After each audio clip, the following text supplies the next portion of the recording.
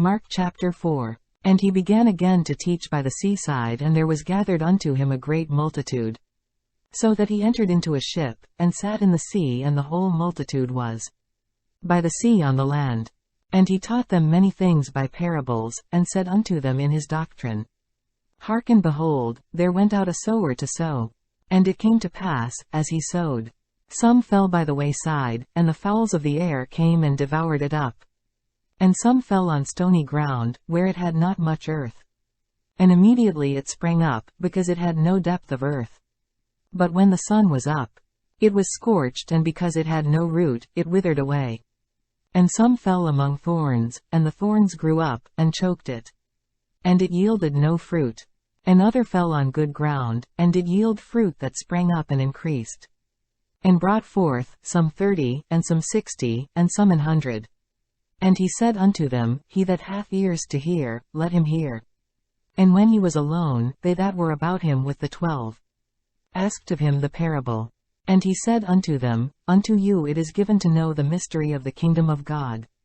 But unto them that are without, all these things are done in parables, that seeing they may see, and not perceive, and hearing they may hear, and not understand, lest at any time they should be converted, and their sins should be forgiven them. And he said unto them, Know ye not this parable? And how then will ye know all parables? The sower soweth the word. And these are they by the wayside, where the word is sown. But when they have heard, Satan cometh immediately, and taketh away the word that was sown in their hearts. And these are they likewise which are sown on stony ground, who, when they have heard the word, immediately receive it with gladness, and have no root in themselves, and so endure but for a time afterward, when affliction or persecution ariseth. For the word's sake, immediately they are offended. And these are they which are sown among thorns, such as hear the word, and the cares of this world, and the deceitfulness of riches, and the lusts of other things entering in, choke the word, and it becometh unfruitful. And these are they which are sown on good ground, such as hear the word, and receive it, and bring forth fruit, some 30-fold, some 60, and some 100.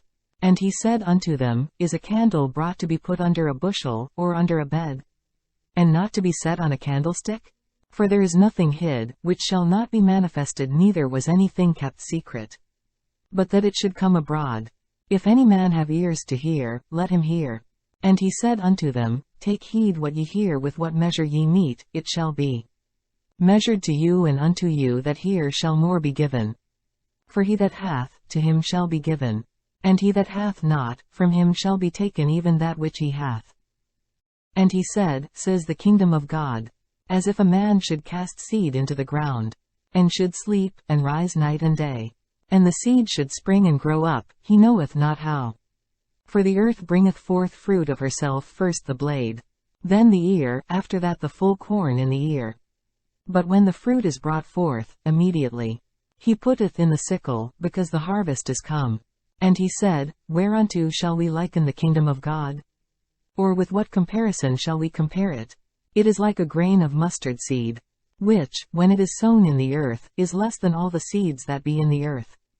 But when it is sown, it groweth up, and becometh greater than all herbs, and shooteth out great branches, so that the fowls of the air may lodge under the shadow of it.